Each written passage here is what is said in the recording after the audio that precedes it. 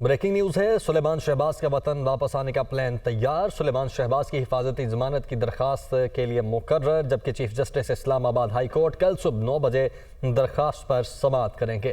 سلیمان شہباز اپنے وکیل کے ساتھ اسلام آباد ہائی کورٹ میں پیش ہوں گے۔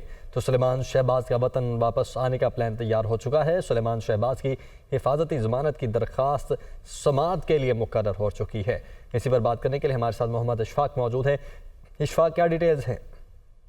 جی بالکل، وزیر اعظم شہباز شریف کے صاحبزادے سلیمان شہباز کی حفاظتی ضمانت اسلام آباد ہائی کورٹ میں سماعت کے لیے مقرر ہو چکی ہے۔ چیف جسٹس اسلام آباد ہائی کورٹ کل صبح 9 بجے سلیمان شہباز کی حفاظتی ضمانت کی درخواست پر سماعت کریں گے۔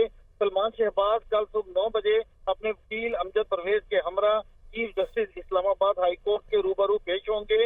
سلیمان شہباز کی جانب سے حفاظتی درخواست ضمانت میں یہ موقف اختیار کیا گیا تھا کہ جو مقدمات بنائے گئے وہ سیاسی انتقامی کارروائی کا حصہ تھے اور اس حوالے سے وہ ٹرائل کورٹ میں پیش ہو کر اپنی بے گناہی ثابت کرنا چاہتے ہیں۔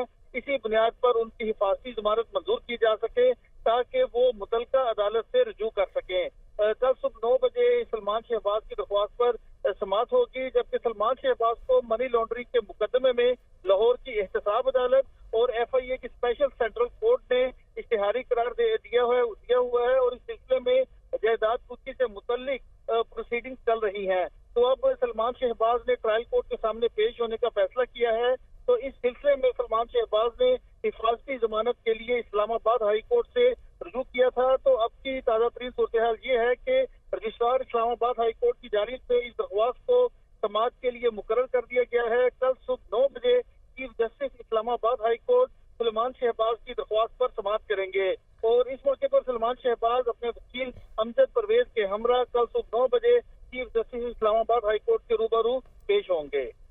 اچھا اشفاق، ایک بار یہ جو ہسٹری ہے ان مقدمات کی وہ بتا دیں، کن کن مقدمات میں مطلوب تھے جن میں کل حفاظتی ضمانت کے لیے انہوں نے درخواست دائر کی ہے؟